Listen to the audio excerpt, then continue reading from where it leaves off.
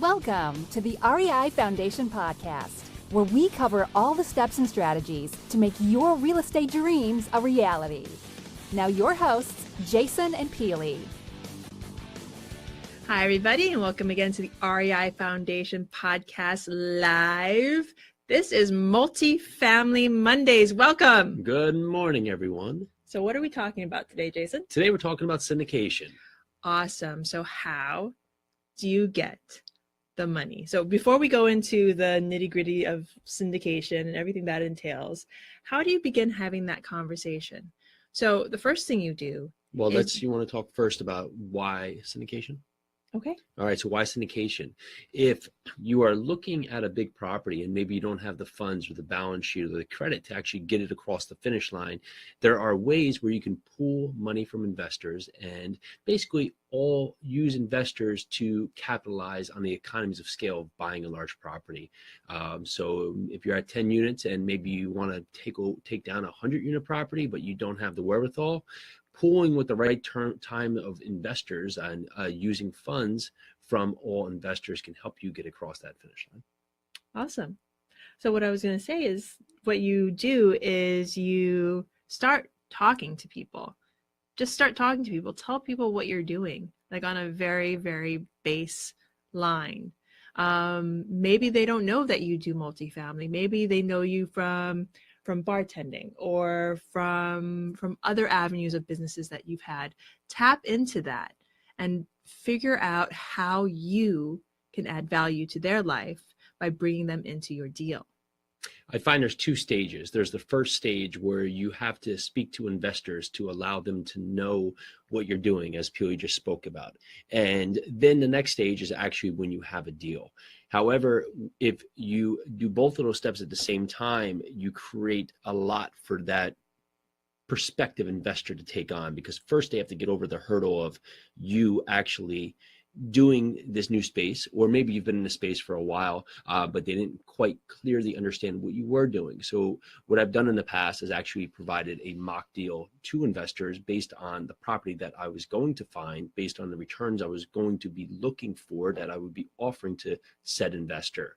And coming from different backgrounds, this was my foray into making them understand how much time, how much effort, what I was putting in here, and also allowing myself to now become an expert in that field. So they knew that I was taking this track. And so once I got past that hurdle and I was able to size them up and understand what their investment needs were, what their risk tolerance was, what kind of properties they're looking for, what they're looking for in their whole overall investment strategy, I could better understand exactly what I could bring to the table for them.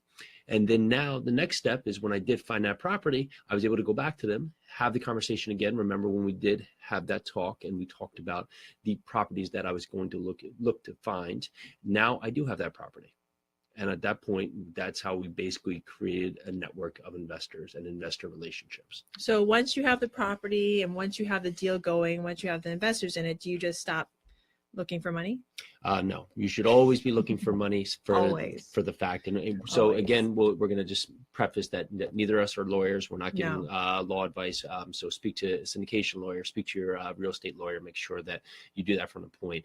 There's different ways you can raise money. There's two straightforward ones, 506B, 506C. The 506C lets you market to anyone. You can put it out for a number of platforms that you see out there, like CrowdStreet today, where they're marketing to everyone. However, those investors need to be accredited, meeting certain parameters, $200,000 more a year. If by yourself, $300,000 together with a spouse for the last 2 years, I believe, net worth of $1 million. If not including your own residence.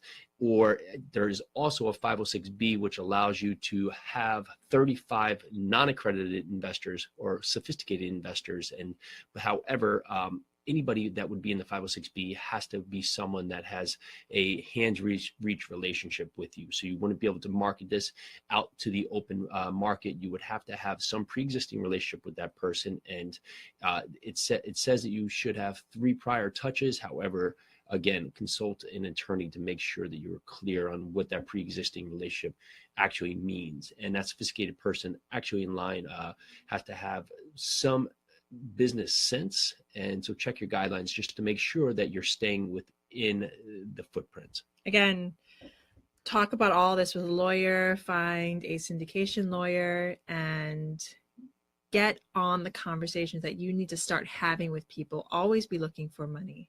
Now, when you talk about money and you're always looking for money, the reason I want to do this because people get very excited for the deal, and you'll get close to actually getting to the point where the deal is going to be set to close. And unfortunately, at that time, someone or others may have a life event or something else that comes up. Their car breaks down, they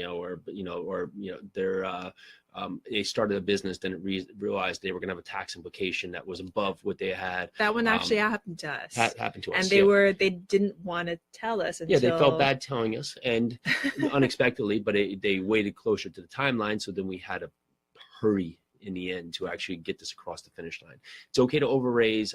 You could do a few things. If you do, you could either prorate the deal back so you have more investors involved, or you could take some of that cash and roll it into the next great deal you're going to have. However, you will always want to be raising whether you have a deal or not, just so you do not have to worry about this step when you really get going. Past that, when you do have this step in place, remember that you're going to now be pitching to these investors, but you also have to have your syndication lawyer provide you with your private placement memorandum and operating agreement. This is basically going to be laying out what the deal is, the risks, concerns, the terms, everything for said investor. And when you bring that to the investor, it's pretty daunting. I mean, it can be 100 to 300 pages, more or less, and it basically can be very overwhelming. And for people out there, a lot of people don't like to read so much, and so they may put this off to the finish line. So what we found to be beneficial for us is you're welcome to have your lawyer read this page and page, come back with any questions. You're welcome to also read this, come back with any questions, have anybody else read this, come back with any questions. We've highlighted what we deem the important pages here. They're basically the pages that are the subscription agreement, they're the questionnaire for which the investors have to fill out. Prime pages in there may lay out the risks, the terms, etc., payment period, actual look of hold period. And then lastly, said to them, if you just want the key pages, here's the key pages. We do say you read all of this. However, we found that if you give someone without those pages marked, they will put this off because it's like reading the dictionary for 200 pages. There's a lot into it, even though it's very, very important. It's daunting. So what did we learn today? Always be raising money. Always be raising money. There's so much to know about syndication, but start raising money now. Have those conversations. I think that's the hardest part, is having the conversation and then figure out what you're doing with the syndication. And make sure that you speak to a lawyer. I would speak to a few beforehand, just so you can understand what the process is, understand the timeline, because this is not something that, you get the deal under contract, you do your due diligence, you get ready to close, you say, I need this agreement, and they just pump it out in 2 or 3 days. This can be 4, 6, 7 weeks you're going to wait in this agreement. So you need to engage this lawyer quickly and early in the process, but you want to make sure that you know all the steps, you know the questions to ask, and you know what you will expect and get from that said lawyer, just so you're not at the finish line and you still can't have funds actually come across because you still do not have this agreement in place to be able to give out to your investors. Well, thank you so much for listening. This is the REI Foundation podcast with Jason and Peely. So grateful to you for listening. Thank you. Bye. Thanks for tuning into the REI Foundation podcast.